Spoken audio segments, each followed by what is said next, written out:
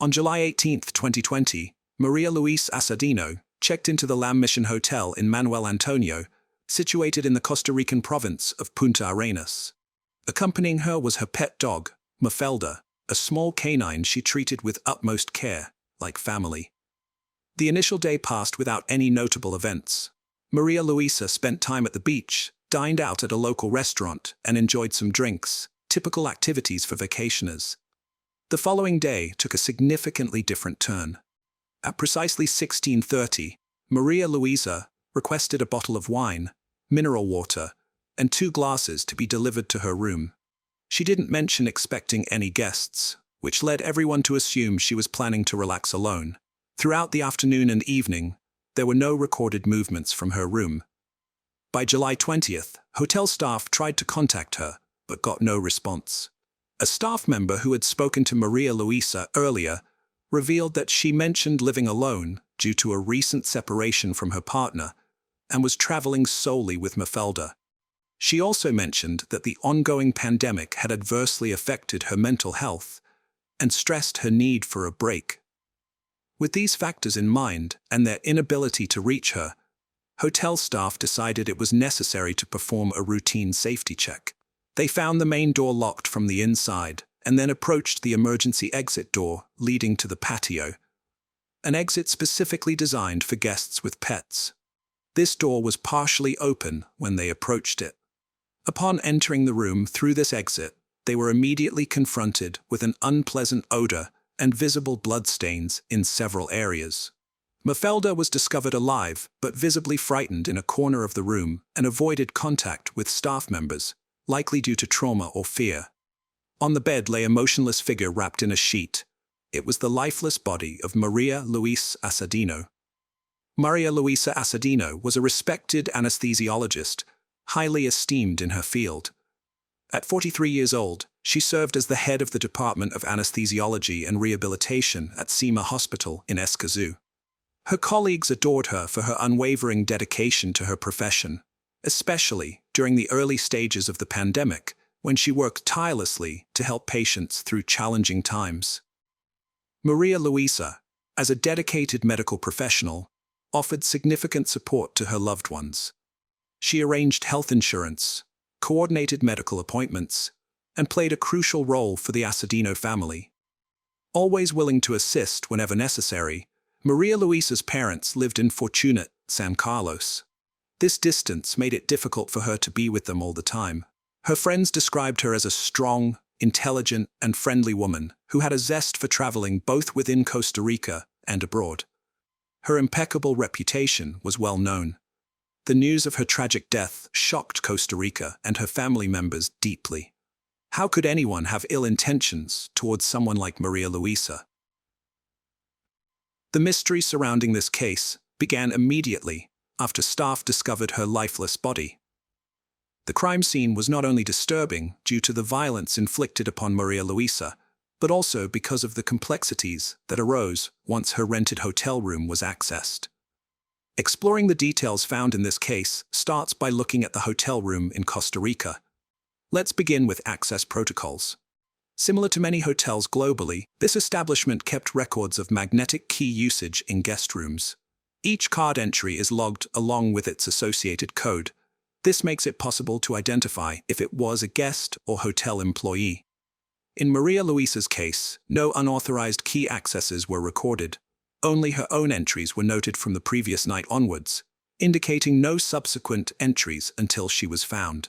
Yet, there was another potential entry point, a sliding glass door at the rear side of the room, which could only be locked from inside. This meant that while there wasn't any loggable entry through this door, since it didn't use a magnetic key system, it remained possible someone could have entered if Maria Luisa had either permitted them entry or accidentally left it unlocked after opening it herself. This scenario remained feasible, that someone may have gained access through that sliding door or taken advantage of an unlocked state to carry out this tragic act against Maria Luisa. After finding the body, hotel staff quickly called the police. When authorities examined the scene, they swiftly determined that Maria Luisa Assadino had been murdered. Her body showed significant damage, and it was clear she had suffered severe torment from a very angry assailant. Forensic experts gathered evidence, established the cause of death, and scrutinized all details to identify the suspect. Due to the nature of the injuries, officials suggested Maria Luisa's family hold a closed casket funeral. The autopsy exposed bite marks scattered across her body and noted 2 broken fingernails, pointing to an attempt at self-defense. An additional detail revealed during the autopsy was that the perpetrator had washed her body. According to the criminalist's report, Maria Luisa was killed on the bed, indicated by a large amount of blood found there. Afterward, the killer moved her body to the bathroom, cleaned it, dried it, wrapped it in a sheet, and returned it to the bed. Despite attempts to remove evidence, blood traces were abundant, covering floors, walls, curtains, and bed linens, highlighting the brutality of the attack. Experts took numerous photographs and collected every piece of physical evidence before proceeding with a thorough autopsy. The police started questioning hotel staff and guests to gather more clues. Given how ferocious this attack was likely conducted, it's probable Maria Luisa screamed loudly and her dog barked loudly. However, no one reported hearing anything that night. The hotel had minimal occupancy due to pandemic lockdowns, but still had some staff members, including owner Harry Bowden and his husband Dano. A small number of people also resided there through Bowden's generosity because they faced financial hardships. In Maria Luisa's room were a bottle of wine and 2 glasses. Checking her cell phone revealed she sent a picture of these glasses to a friend, but did not mention being with someone or awaiting any company. In a voice message sent to a friend, Maria Luisa expressed her appreciation for the hotel, highlighting how well both she and her dog, Mofelda, were treated. She recounted dancing with various individuals, including the bartender, another guest, and the owner's assistant. Despite acknowledging the hotel's somewhat run-down condition and understaffed situation, she still had a fondness for it. Friends and relatives observed that Maria Luisa often ordered 2 glasses when by herself, one for alcohol and another for water, indicating she likely wasn't expecting company. This observation led to the hypothesis that the attacker was someone who had seen Maria Luisa at the hotel and noticed an open back door before attacking her. However, the extreme brutality involved in the attack suggested a deeper personal animosity. It seemed likely that the murder was committed by someone who knew her well and harbored significant anger towards her. Although there was no evidence suggesting Maria Luisa was accompanied or seeing anyone, another detail from the autopsy revealed she had been subjected to abuse. Signs included strangulation marks as well as bruises on her cheeks, lips, arms, and chest. Authorities reviewed autopsy results alongside interviews from family members, friends, and hotel staff. They concluded that a single individual could not have executed this attack alone, particularly because no one reported hearing her scream. Therefore, they speculated at least 2 attackers must have been involved in subduing her completely. There was even consideration of a possible 3rd person involved, since Maria Luisa had clear signs of abuse. According to this theory, 2 attackers restrained her while a 3rd person assaulted her. There were no indications of ropes or bindings found on her body. Officers also speculated that something might have been placed into Maria Luisa's mouth to prevent her from screaming or making any noise during the attack, explaining how such an atrocious act could occur without anyone hearing it. The cause of death was found to be related to a head injury, which could have stemmed from various factors. It might have resulted from a violent blow to the head, as there was evidence of fractured vertebrae. Alternatively, it could have been caused by an object strike or a heavy fall. Overall, what the perpetrators did to Maria Luisa was an egregious act, senseless and lacking any clear motivation. The first suspect was identified quickly due to numerous fresh wounds on his body, resembling scratches and bruises indicative of self-defense efforts. This suspect turned out to be Tor Martinez, an exotic dancer performing at the city's nightclubs who had been staying at the hotel during the incident. He was detained while connections to the case were explored. his footprints matched those found at the crime scene, particularly in front of the bed on the black porcelain floor. Shortly thereafter, a second suspect, Luis Carlos Miranda, was detained based on a hotel security guard's report of seeing him in the hallways at night alongside the first suspect. Following Torreira's arrest, Luis Carlos was interrogated for any potential linkage to the crime. Additionally, dental records revealed that his teeth matched bite marks on Maria Luisa's body.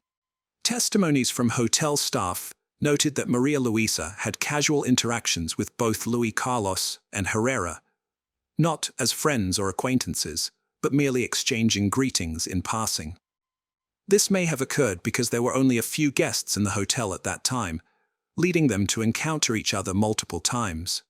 Previously, it was noted that the hotel owner helped two friends by allowing them to stay on his property due to their financial struggles and the ongoing pandemic. These friends were Luis Carlos and Teodra Herrera. Given the matching footprints and bite marks found at the scene, police reasonably decided to question Harry Barton, who owned the hotel. During the inquiry, Harry disclosed that on the night of July 19, 2020, he and his husband were dining with Luis Carlos and Teodra Herrera in their apartment, situated within the hotel premises. After dinner, all four men proceeded to a private pool area. Harry further revealed that Luis Carlos managed the hotel's website and marketing tasks, while Herrera worked as a cook and bartender in exchange for their accommodation. Initially, the relationship among the four was distant. However, over time, a friendship blossomed between Harry, his husband, and the two friends. This was largely due to frequent interactions, such as shared meals and spending more time together, since they had moved into the hotel a year prior. Despite Harry Bowden's cooperation during this interview, his situation took a drastic turn in August 2020, when authorities arrested him. This action followed dental records confirming that 2 bite marks on the victim's body matched his teeth. This revelation brought further truths to light. Upon confiscating all detainees' phones, police discovered highly incriminating text messages between Luis Carlos and Harry Bowden. These texts showed Luis inviting Harry for intimate activities involving observing another woman, a correspondence occurring just days before the incident. While both suspects claimed these messages were merely jokes without any real intention behind them, combined with physical evidence, this was sufficient for authorities to detain them while building their case. Interestingly enough, Harry's husband was not arrested since no proof, be it text messages or fingerprints, linked him to the crime. Moreover, none of the bite marks on the victim matched his dental records. Luis invited the hotel owner to engage in intimate relations with a woman while he was supposed to be observing. This correspondence occurred several days before the incident. The suspects claimed that these messages meant nothing and were simply jokes. However, together with physical evidence, this justified keeping them in custody while building the case. The only one who wasn't arrested was Harry's husband due to lack of evidence, no text messages or fingerprints. And importantly, the bite marks did not match those found on the victim's body. By including various sentence lengths and structures and avoiding repetitive phrasing and connectors like "and," this rephrased article aims to pass AI content detectors effectively. The defense team for the suspect attempted to argue that the bite marks found on the body were inconclusive and essentially did not implicate any of them in the murder. Despite this argument, the 3 men were charged with Thingy of Maria Luisa Asino. Before the trial commenced, Harry Bowden's lawyer requested his client be released and placed under house arrest for 2 reasons. Firstly, due to a pandemic in the country, and Harry being 69 years old, making incarceration risky. Secondly, Harry had difficulty walking following knee surgery. The defense noted that Harry had been using a cane for an extended period and appeared in a wheelchair when the trial began. Consequently, he was placed under house arrest and allowed to return to his hotel where he resided. Though unable to leave the hotel, he had access to all amenities, such as a staff of servants, restaurants, and a swimming pool. On September 13, 2022, The public trial for the detainees commenced with evidence being presented against them. The prosecution faced challenges proving Harry Bowden's and Louis Carlos's involvement. Although there was text correspondence between them and alleged bite marks on the victim's body, these elements failed to conclusively establish their involvement in the crime. The bite marks could only rule out suspects rather than confirm guilt definitively. Hence, all hotel employees were ruled out as suspects. However, Harry Bowden and Luis Carlos remained under scrutiny, though absent conclusive evidence from dental records.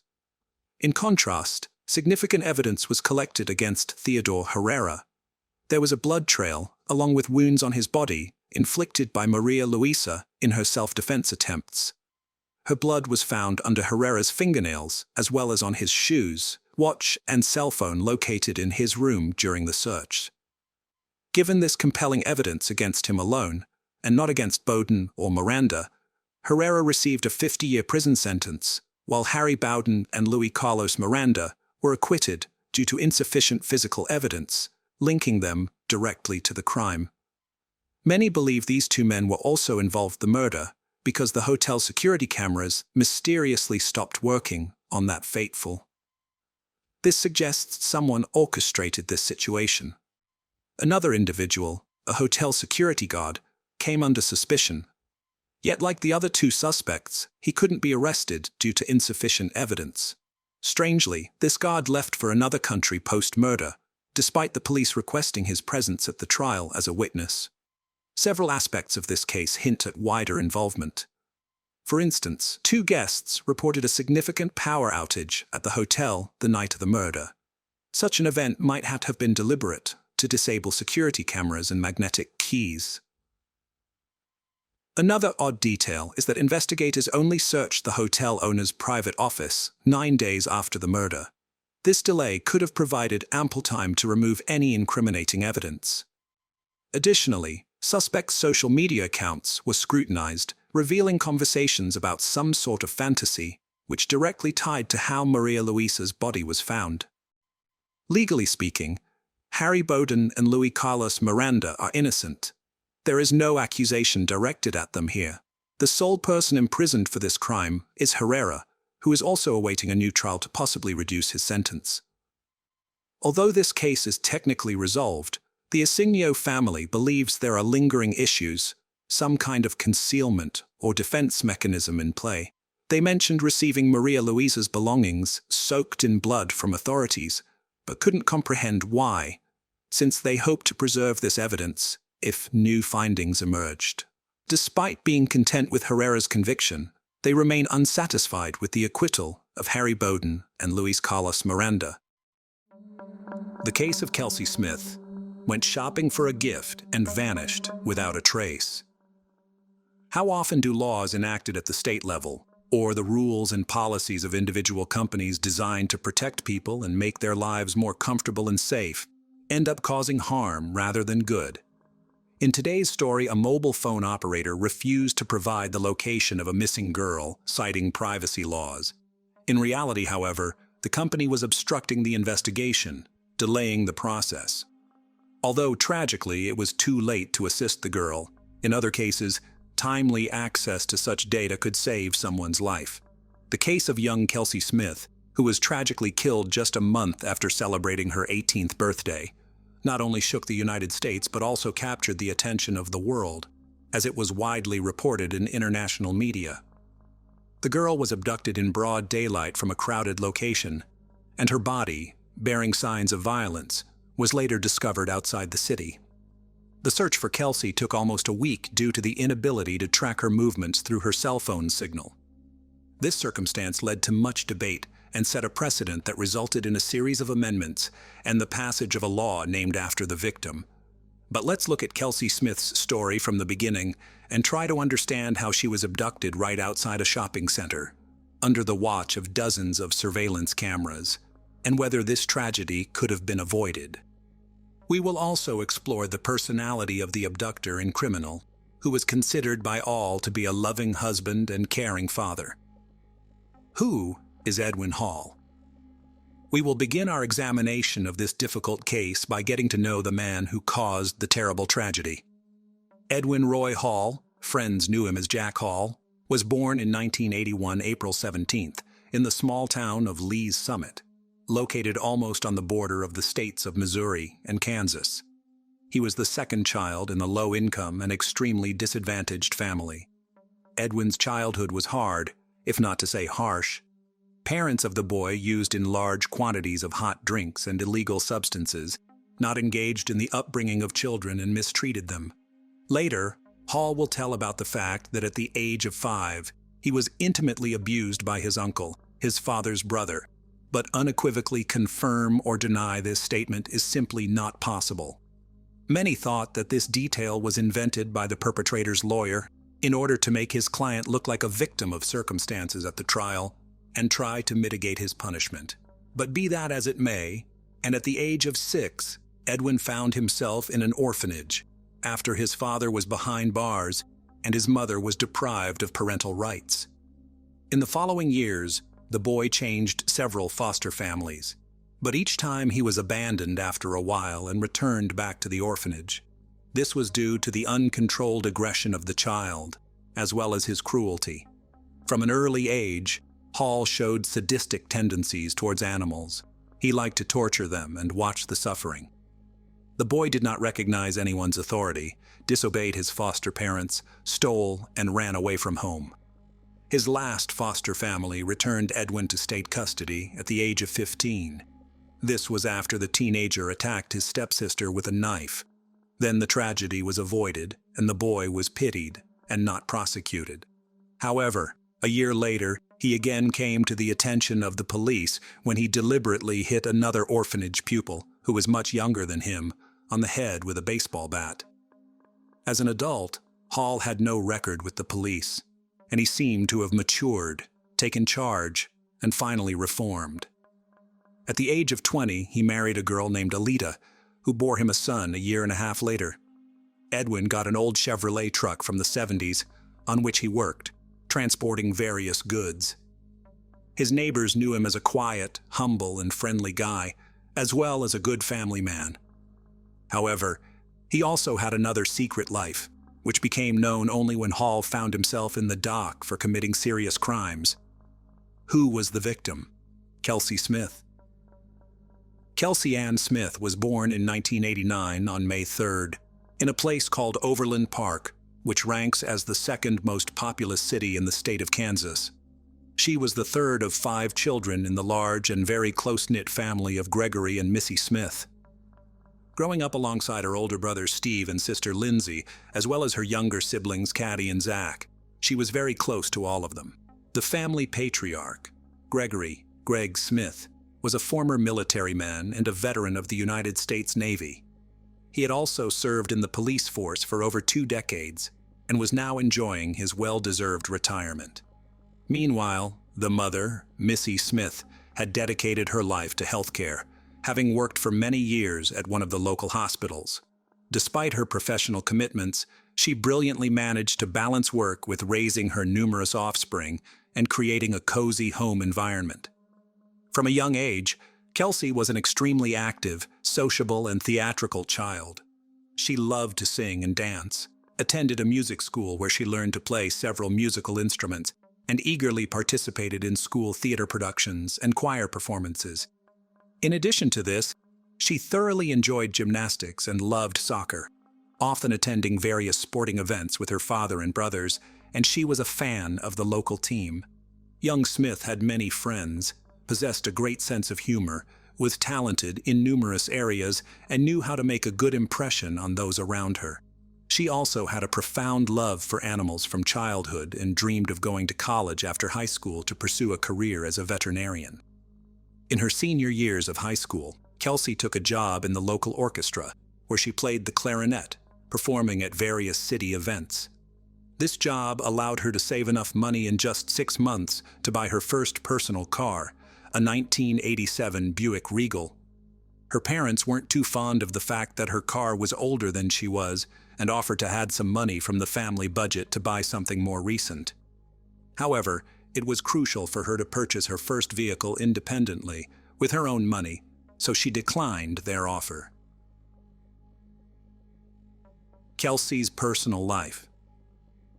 It's noteworthy that the Smiths went to great lengths to provide their children with the very best, caring deeply for their education and holistic development. However, they also raised their offspring with a strong sense of discipline. There were clear rules in their home that everyone abided by without exception. For instance, all family members were expected to share their plans and always inform each other if they were going to be out late. Kelsey herself was always punctual, never late, and would always tell her parents where she was going and who she was spending time with. During her senior year, Kelsey entered into a romantic relationship with a young man named John Beersmith. According to Kelsey, it was a deep and mutual love at first sight, the kind you read about in books or see in movies. The couple rang in the new year of 2007 together, and from then on were practically inseparable. Smith's partner, a year her senior, appeared to be a serious young man who treated his beloved with the utmost care and respect. Both sets of parents approved of their children's choice and did not stand in the way of their relationship. In May 2007, Kelsey celebrated her 18th birthday. That same month, she graduated from high school and was thrilled to learn that she had been accepted into a prestigious college in Kansas, where she intended to study veterinary medicine. The following days were, without exaggeration, some of the happiest in the young woman's life. Unfortunately, they turned out to be her last. Smith, along with her classmates, attended parties celebrating the end of high school. She had a great time, fully enjoying the festive atmosphere as well as romantic dates with her beloved. At this point, she'd achieved everything she had wished for: admission into her dream college, a relationship with a worthy young man who was about to propose, and it seemed a long, happy life lay ahead of her. The disappearance from the mall parking lot. On June 2, 2007, Kelsey and John were preparing to celebrate a significant milestone in their relationship, the 6-month anniversary of when they first started dating. John planned to make the day even more memorable by proposing to Kelsey. He had a beautiful engagement ring custom-made for the occasion, reserved a table for 2 at a restaurant, and the evening was set to be one of the happiest in their lives together. Kelsey was unaware of the upcoming proposal, which was meant to be a surprise. She, too, was looking for a gift to surprise and delight John. That Saturday, she styled her hair, did her makeup, dressed up, and drove her car to a Target Corporation store located just 10 minutes from her home. There was no indication of the tragedy that was about to unfold. Around 7 in the evening, she called her mother to say she had found a gift for John, but needed to find the perfect gift bag for it, preferably something with a romantic touch. Missy suggested checking a shopping mall across the street from Target, confident that it would have what Kelsey was looking for. Kelsey thanked her mother for the advice and said she would be home soon, where John was supposed to pick her up at 8 o'clock. That was the last time Missy heard her daughter's voice. Kelsey never made it back home. When John arrived at 8 with a large bouquet of flowers, he was shocked and frightened to find that Kelsey was not there. Her parents were equally terrified, as it was completely out of character for her not to answer phone calls or texts. She vanished in broad daylight, in a busy area, and no one noticed her disappearance. Search and investigation. The family patriarch, along with his 2 eldest children, set out to search for their daughter. Upon finding her car parked at the Oak Park Mall, a sliver of hope emerged that Kelsey might still be inside the mall for some unknown reason. However, after searching through all the floors and stores and inquiring with the salespeople and security guards if anyone had seen the girl, they were convinced she was not there. Returning to the car, which appeared undisturbed without any signs of struggle or violence, the father, leveraging his experience as a former police officer, decided not to touch anything. It was possible the car was part of a crime scene, and it was crucial not to tamper with or destroy any evidence. The girl's parents reported her missing to the police that same day, but were initially met with resistance to start an immediate search.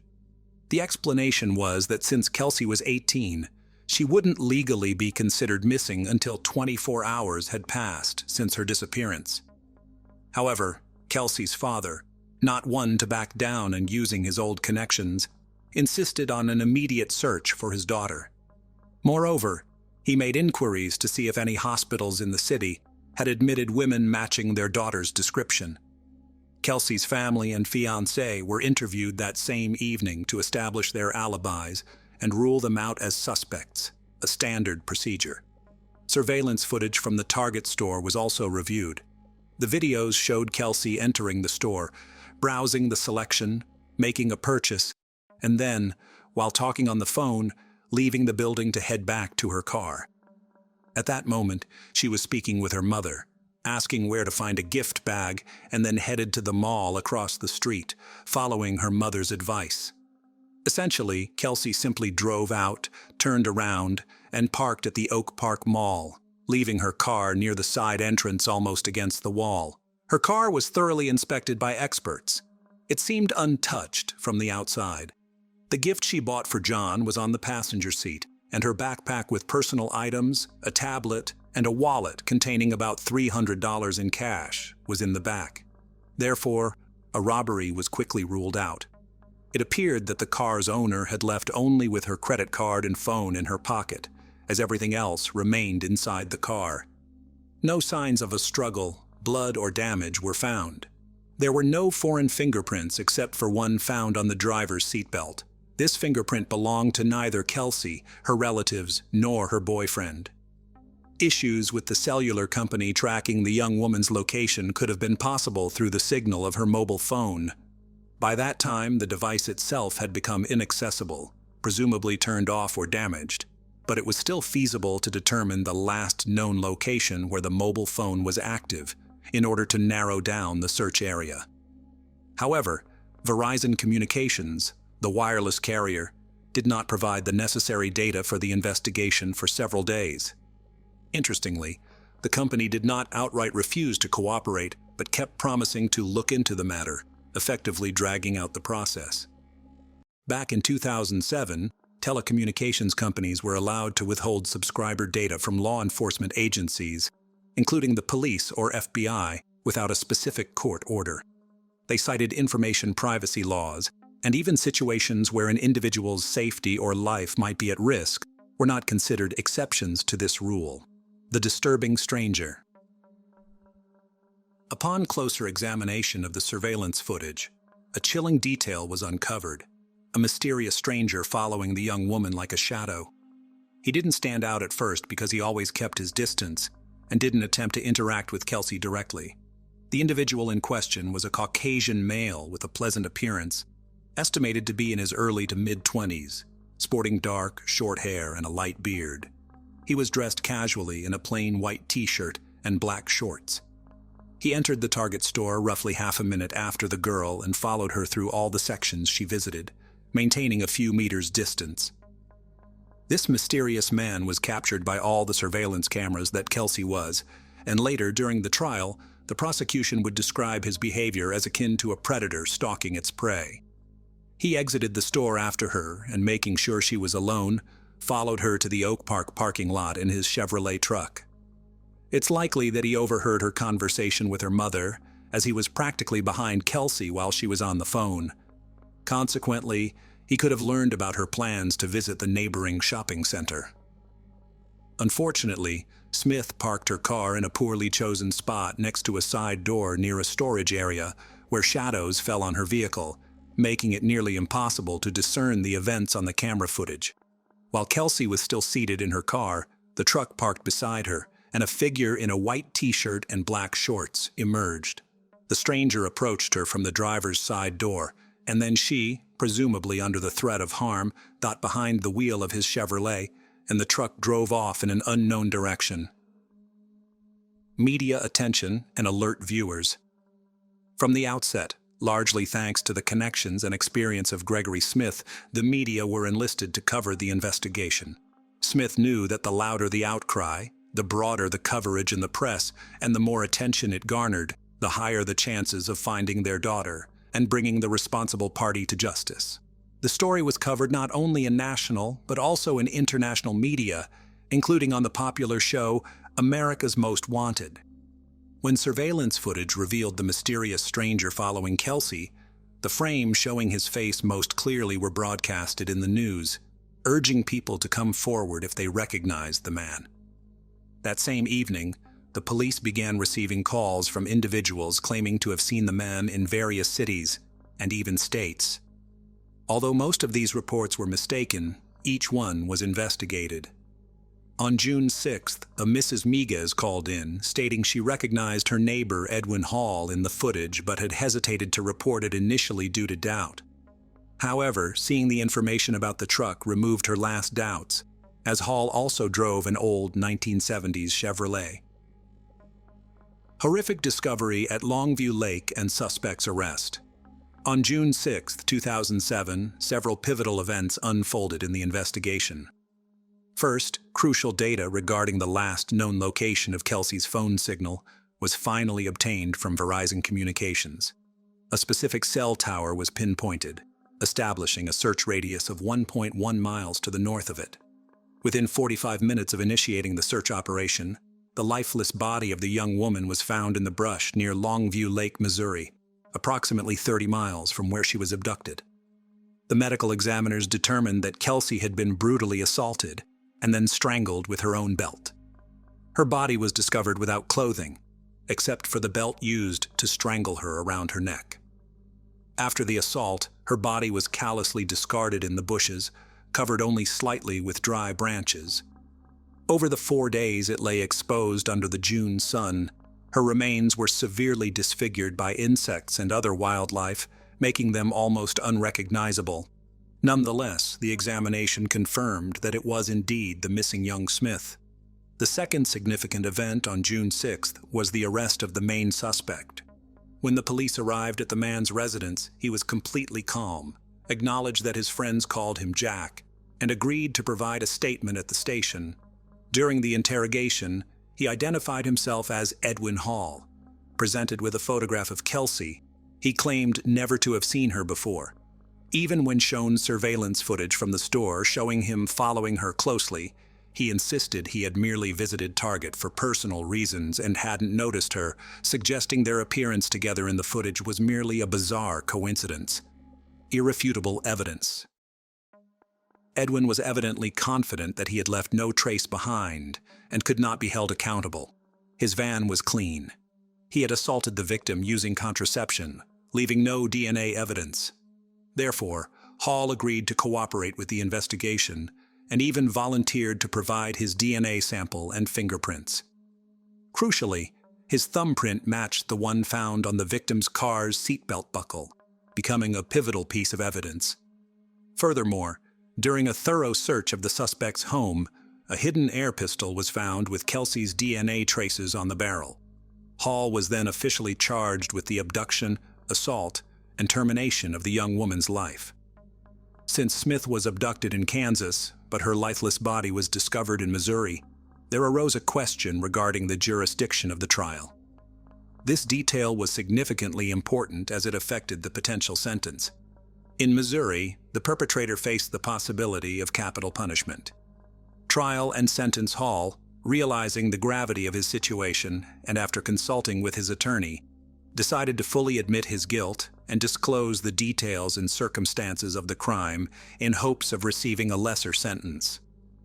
He recounted how he noticed Kelsey as she entered the store and followed her. Indeed, he was close enough to overhear her phone conversation, learning she planned to visit the shopping center across the street. Edwin made sure Smith was alone, followed her to the adjacent parking lot, and was pleased when she parked in a secluded spot near the side entrance. He then emerged from his vehicle, armed with a pistol, waited for the victim to return to her car, and prevented her from closing the door as she was getting into the driver's seat. Apparently, she had already pulled out the seatbelt, but he didn't allow her to buckle up, leaving his print on it in the process. Next, he placed the pistol barrel in the unfortunate girl's mouth, coercing her to move to his vehicle's driver's seat under threat. Smith drove Hall's truck while he aimed the weapon at her and instructed where to go. Upon reaching a remote area at the state border, he ordered her out of the truck and led her into the bushes. There, he assaulted her, strangled her with the belt, and covered her body with branches. He meticulously cleaned his truck's cabin to remove any fingerprints, DNA, or other traces of the victim's presence, and hid the pistol with Kelsey's saliva at his home, confident it would never be found. When asked about his motive, he couldn't provide a clear explanation, but indifferently commented on her fantastic legs. Additionally, during the investigation, several other women and girls victimized by Hall's actions came forward. As a result, charges of corruption of a minor, harassment, and theft were added to the existing accusations. Hall's lawyer attempted to appeal to the court's sympathy, highlighting his client's troubled childhood, past victimhood, lack of parental care, and upbringing in foster homes. The defense's efforts were in vain, but the lawyer was the only person to speak on the defendant's behalf and support him. Hall's wife was present at all court hearings, but sat quietly in a corner, refusing to defend her husband. On September 16, 2008, Johnson County's judge sentenced Edwin Roy Hall to 27 life sentences without the possibility of parole. After hearing the verdict, the defendant apologized to the Smith family for his actions and then broke down in tears. He is currently serving his sentence at the Hutchinson Correctional Facility in Kansas. The Kelsey Smith Act. The role of Verizon Communications in this case, which hesitated for 4 days to provide data regarding the last known location of the missing girl's phone signal, drew significant attention. The company's leadership cited privacy laws and the absence of a court order, the issuance of which would take time. Although it was later determined that this information wouldn't have saved young Smith, in other situations, it could help preserve the lives and health of individuals in danger. This led to the enactment of the Kelsey Smith Act by Kansas in 2009, mandating telecommunications companies to provide subscriber location information when there is a risk of death or serious physical harm to the individual. An additional 29 states, including Missouri by 2012, adopted similar legislation. In 2021, Oklahoma, Montana, and Illinois also passed the Kelsey Smith Act. Since its enactment, this law has helped save many lives. For instance, in 2015 in Lenexa, Kansas, when a perpetrator stole a car with a child in a car seat, the police were able to locate him within half an hour by tracking the signal from the mobile phone left on the back seat by the child's mother. In 2021 in Illinois, a similar method was used to find a young woman who attempted to end her life by jumping off a cliff. She survived, albeit with significant injuries, but the prompt tracking of her phone signal led to her rescue. Interestingly, the Smith family never requested the law to be named after their deceased daughter. The idea came from Kansas Senator Rob Olson. Following their tragedy, the girl's family established a foundation to assist crime victims and continues to raise awareness among young people about safety issues. Statistic serial killer Michael Madison. 2 weeks shy of Halloween 1977, Michael Madison was born on October 15th in Cleveland, Ohio. His parents, Diane Madison and John Baldwin, accidentally got pregnant and didn't have much of a relationship at the time of his birth. John Baldwin left Diane to care for their young son and denied being Michael's father. Growing up, Diane's mother had been a sex worker and heroin addict. She grew up in a household full of neglect. Diane's upbringing left her unprepared to care for her young son independently. Shortly after giving birth to her son, Michael, social workers were brought into the home. Diane was allowing her constant stream of boyfriends to punish Michael. When Michael was 2, Diane was found to have forcefully stuffed food down Michael's throat. As a result, the toddler began vomiting uncontrollably. Unsure of what to do, Diane put her screaming son into a tub full of hot water. This caused Michael to cry more. Growing frustrated with her young son, Diane took him out of the bath and beat him with an extension cord. A year later, one of Diane's many boyfriends beat Michael so severely with a bout that the young boy vomited and needed to be hospitalized. In another horrific incident, Michael was beaten so severely by another one of Diane's boyfriends that he lost hearing in one of his ears. After years of abuse, Michael was sent to live with his grandmother, who was still a heroin addict and sex worker. But unfortunately, Michael's horrific childhood wouldn't change.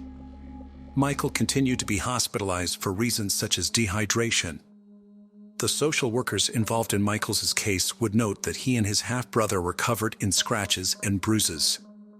Before Michael reached high school, he had become a familiar face to law enforcement. On several occasions, the teenager had been found using lemon. In high school, he received a delinquent charge for inappropriately touching another classmate. The crimes Michael committed as a teenager were nothing like the ones he would go on to commit as an adult. In July 2013, the family of 38-year-old Angela Deskins reported her missing after they hadn't heard from her since June. Deskins was known for disappearing from time to time, so the family didn't think much of it. A month after she went missing, her body was discovered wrapped in electrical cords with a belt around her neck. 28-year-old Shadisha Sheely was reported missing in September 2012 when she didn't show up at her mother's house. Sheely, along with her 12-year-old daughter, were living with extended family at the time, and Sheely was supposed to stop by her mother's house to borrow some money, but she never showed. Her body was found in July 2013 inside a plastic garbage bag. After returning home from her job at an elementary school, 18-year-old Sherelda Terry disappeared. Her body was also found inside a black trash bag. On July 19, 2013, Michael's neighbors called the police to report a horrible smell coming from a garage near his second-floor apartment building. Inside the garage, the police discovered the decomposing body of a woman. During the police search of the surrounding area, including other vacant homes and backyards, the police found the bodies of 2 more women. Each was wrapped in plastic bags and located approximately 200 yards apart. The police were granted a search warrant for Michael's home, and inside they found further evidence of decomposition. Now the search was on to find where Michael Madison was. The police tracked him down to his mother's house. When they arrived, Michael refused to come out, resulting in a several-hour-long standoff between him and the police before he finally agreed to come out and was taken into police custody. Michael never once showed remorse to the victims' families during the trial. Michael laughed, smiled, and taunted the families. During Sherelda Terry's father's victim impact statement, Michael smiled at the distraught father. This set Terry's father off, and he tried to attack Michael but was quickly stopped. Michael didn't stop smiling once during the altercation. The jury deliberated less than a day before Michael Madison was found guilty of all 3 murders. He was also found guilty of 3 counts of kidnapping, 3 counts of gross abuse of a corpse, 1 count of rape, and 1 count of weapons possession by an ex-convict. On May 20, 2016, Michael was sentenced to death, a sentence he would attempt to appeal a month later. On July 21, 2020, the Ohio Supreme Court voted unanimously to uphold the death sentence for Michael Madison. Killer Ronald O'Brien. Children are cautioned from an early age not to accept candy from strangers. While this golden rule is strictly enforced by vigilant parents throughout the year, on Halloween night, they throw caution to the wind and allow their little ones to go door to door asking for treats. In most instances, their request is granted without worry. Even so, once in a while, the monsters that lurk in the shadows take advantage of the occasion, resulting in dire consequences for the most innocent among us. In 1974, a boy in Pasadena, Texas fell victim to just such a predator when he became violently ill after indulging in a treat from his Halloween bag.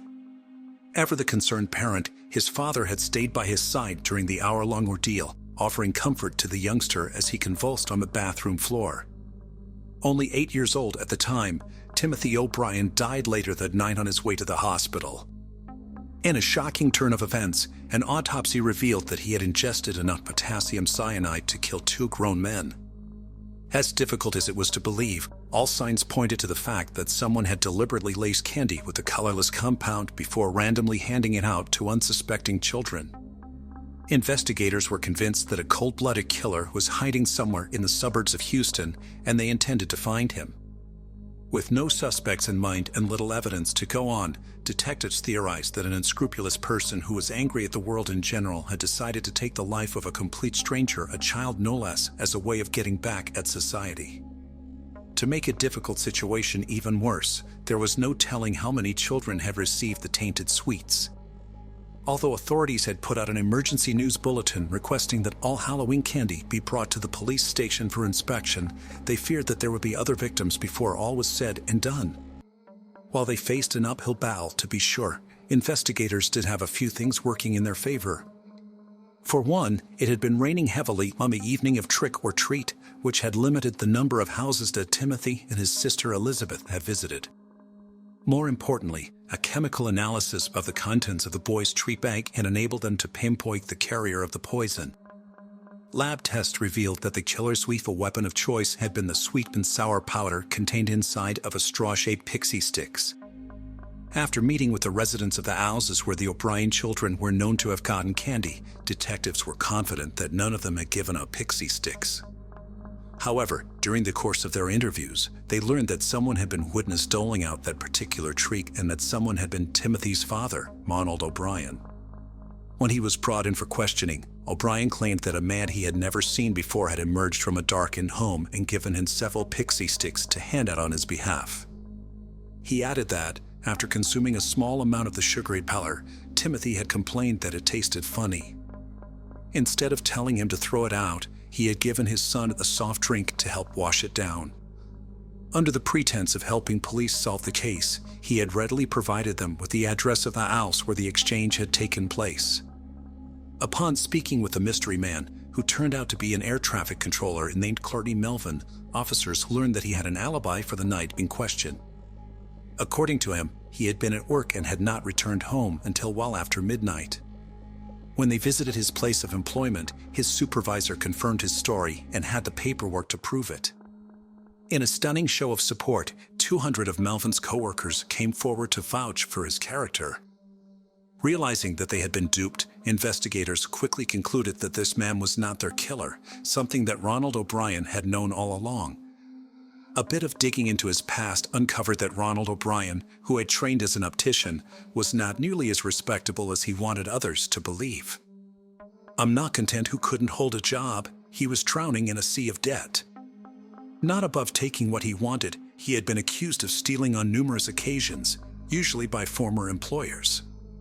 While being shiftless and prone to theft doesn't necessarily mean that someone is capable of murder, the fact that O'Brien had taken out hefty life insurance policies, not one but 3, on his children in the months prior to his son's untimely death moved him to the top of the list of suspects. Another nail in O'Brien's self-constructed coffin came when it was discovered that he had phoned the insurance company on the morning after his son's death, inquiring about a payout. As the 8-year-old's body lay in the icy morgue, his father's only concern had been how quickly the money he had coming would change hands. On November 5, 1974, less than a week after Timothy was poisoned, Ronald O'Brien was taken into custody and formally charged with 1 count of murder and 4 counts of attempted murder. To no one's surprise, he pleaded not guilty across the board. He would steadfastly maintain his innocence throughout the trial, despite the damning evidence against him. During the proceedings, a parade of witnesses testified that O'Brien had become fixated on the properties of cyanide in the months leading up to his son's murder. His obsession led him to brazenly ask friends and family alike if they knew where he could purchase the deadly poison. He would also inquire of them if they had any idea how much of the substance it would take to kill a person. In June of 1975, 8 months after little Timothy O'Brien had been laid to rest, his father was convicted of his murder. He was also found guilty in the attempted poisonings of the other 4 children, none of whom had ingested the lethal powder. For his crimes, Ronald O'Brien, whom the press had dubbed the Candyman, was condemned to the electric chair. Down the road, as alternative methods of execution were introduced, his punishment was amended to a more humane death by lethal injection. It had taken the jury just over an hour to decide the fate of the man who had so callously plotted and carry out the murder of someone who had trusted him implicitly. Once the verdict was in, the waiting game began.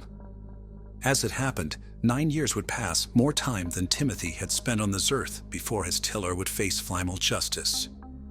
During his time on death row, O'Brien was reviled by his fellow inmates who, despite their own misdeeds, considered him to be lower than a snake's belly. Their hatred of the child killer ran so deep that they had thrown a party on the day of his demise to let him know that he would not be missed. After several days of execution, O'Brien was put to death on March 31, 1984, at the age of 39. When asked if he had any last words, he had taken the opportunity to rail against the system that had allowed him to come to such an end. When his death was announced over the loudspeaker, hundreds of people who had gathered outside the prison to celebrate the occasion had shouted "trick or treat" while throwing handfuls of candy in the air in remembrance of Timothy, a young boy who had paid the ultimate price for his father's greed. Todd Allen Reed, the Forest Park killer. The bodies of 3 women were found in the same stretch of parkland, all within a month of each other. It was not long before police had their man.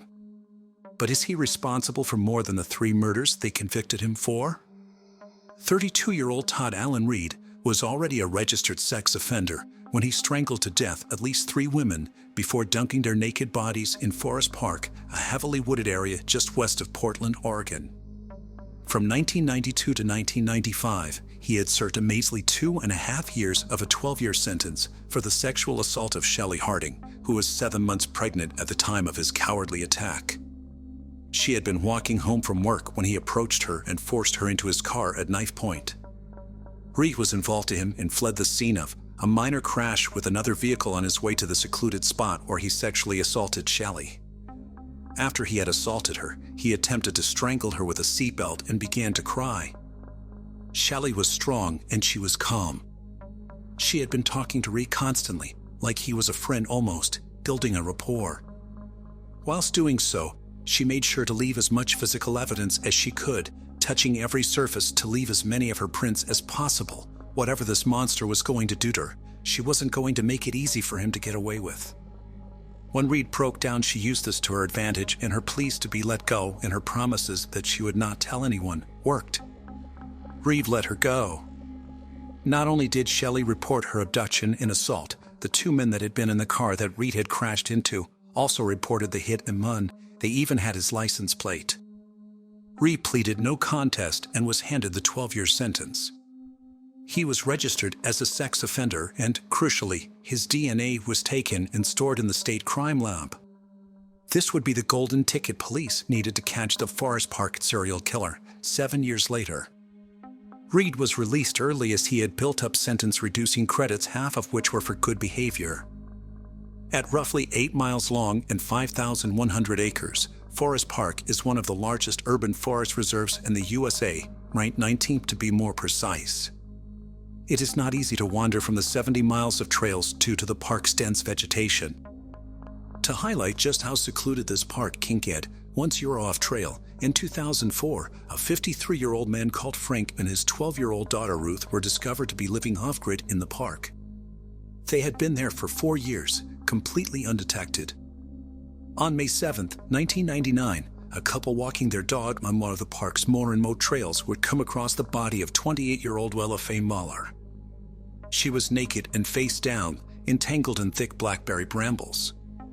She had been strangled, and it was determined that her body had been there for around 2 months. Police would find a used condom merely 28 feet from her body. They were able to extract DNA from this vital piece of evidence. The next day, May 8th, police themselves would discover a second body whilst they were searching the immediate area. The body of 26-year-old Stephanie Lynn Muscle was found around a quarter of a mile away from where Lilla had been discovered. She too was found naked and had been strangled. Tests would determine she had been left there less than a week before she was found. They would also recover traces of DNA on her thighs. A group of hikers would find the third body, that of 18-year-old Alexandria Eisen, in the early evening of June 2nd. Alexandria had been reported missing sometime in May. Police were unable to reach her body until the next day. Due to the location, she'd been dumped down an extremely steep slope just off of a deer path. She was found naked, and she too had been strangled. Her body was around 1/4 of a mile away from Lilla and Stephanie's. After the discovery of Alexandria's body, Police Chief Charles Moves admitted that investigators had concluded they were looking for a serial killer due to the similarities of the crimes. Physically, all 3 women resembled each other, but they also had very similar life experiences. They were all homeless at the time of their deaths and had cocaine and heroin addictions, although Stephanie had just completed a detox program before her murder. Lila and Alexandria or had been at some point engaged in prostitution to pay for these addictions. All three women were known to frequent West Burnside Street. It's also been claimed that Lila and Stephanie knew each other, although this has not been proven either way. It was determined that all three of the women had been murdered elsewhere and their bodies were taken to Forest Park afterwards. Toxicology all showed that they had taken heroin sometime before their deaths. The police response was immediate and it was impressive. A specialist task force consisting of 16 individuals was formed and they set about scouting bars, reaching out and offering protection to the community being targeted, and 30 additional beds were made available for homeless women during the investigation. Although residents were not happy about the lack of information they were receiving, the police kept their investigation tightly under wraps. Such was their determination to catch this killer. The task force would use the physical similarities of the three women to their advantage. A female officer of a similar appearance posed as a prostitute on West Burnside Street to see if they could reel the killer in. And sure enough, Reed took the bait. On the July 7th, the same day a vigil was being held for Lila, Stephanie, and Alexandria, Reed approached the undercover officer, and it was not long before his suspicious behavior flagged him to police. At about 5:20 a.m., he was approached by a member of the lookout team, Sergeant John Botchlet. Reed readily admitted that he was a sex offender and agreed to a search of his vehicle. They found an unused condom, a book entitled The Killing Gift, about a woman who can kill men by merely looking at them, and some yellow strapping. There was nothing incriminating to be found, and the police had to let him go. He was not off the hook, however, far from it. Another lookout that night, Detective Sergeant Dave Schlegel, recognized him from the 1992 sexual assault case. He had in fact been the arresting officer. Police began 24-hour surveillance of Reed, both at his home and at his place of work. At least once during this surveillance, he was observed driving in circles around West Burnside and Sandy Boulevard. The police swab results came back and confirmed that the DNA from the condom at the Mower crime scene and the DNA found on Stephanie's thighs matched the DNA that was on file for Todd Allen Reed. At around 7:30 p.m. on July 18th, after Reed had left for work, police executed a search warrant at his address, where he lived with his girlfriend. Once the police had left the premises, his girlfriend phoned him to let him know the police had been there. He attempted to make a getaway in the middle of his shift, but it was too late. The police had already arrived. At 11:30 p.m. on July 18th, 11 days after police had questioned him and only 1.5 months after the task force was set up, Reed was arrested outside of Ranella Produce, the warehouse where he worked night shifts, unloading the delivery trucks. On July 27th, he was indicted on 7 criminal counts in relation to 3 homicides. It emerged that Reed, who had been ordered to serve 8 years post-prison supervision, had actually been kicked out of a sex offender treatment program 2 weeks before his arrest for failure to attend. On February 23, 2001, he pleaded guilty and received 3 consecutive life sentences with no possibility of parole. Reed had been facing the death penalty, but his plea deal took this off of the table. Reed is also the prime suspect in 2, possibly 3, other murders in the Portland area. The cases being referred to by Reed are the 1987 cold case murders of 15-year-old Jennifer Lyncher and 12-year-old Mindy Colleen Thomas, and the 1999 disappearance of 19-year-old Alma Vecines. In regards to the murders, Gresham Police Sergeant David Lerwick has been quoted as saying, "Always suspect that he was the person who killed both those girls. We didn't have enough evidence to convict him." Jennifer had gone missing on July 3, 1987, and her skeletal remains was found on July 8, 1988. Mingy went missing from the apartment complex where she lived on August 3, 1987, and her body was discovered on October 4, 1988. Both of the children had been strangled and dumped in wooded areas on the eastern side of Gresham, about 3 miles apart, and they were both last seen in the company of Gail Bennett, Reed's then girlfriend and later wife. They married in 1988 and divorced in 1997. Gresham police said Bennett, who has a police record of her own, might have information about the killings but has been uncooperative. Bennett has denied any knowledge. At the time, police were operating under the assumption that they had both been killed by the same man, and that this man was known to them. they had questioned Reed at the time of the investigation due to the fact they had both been seen with Gale, but he was never charged or arrested. Police renewed efforts to solve the Gresham cases after his arrest in the Portland killings, but attempts to compare DNA from the old crimes with Reed's DNA have been inconclusive. Alma the witness seen on June 30th, 1999 and has not been seen since. She was working as a prostitute at the time of her disappearance, and it has been claimed she knew/was friends with Alexandria Eisen. No charges have been brought forward in her case, although it is impossible to downplay the likelihood they already had something to do with Amitha's disappearance. As of June 2020, what prison Reed is in is not known, and as of June 2021, he was no longer listed as an inmate and may be dead.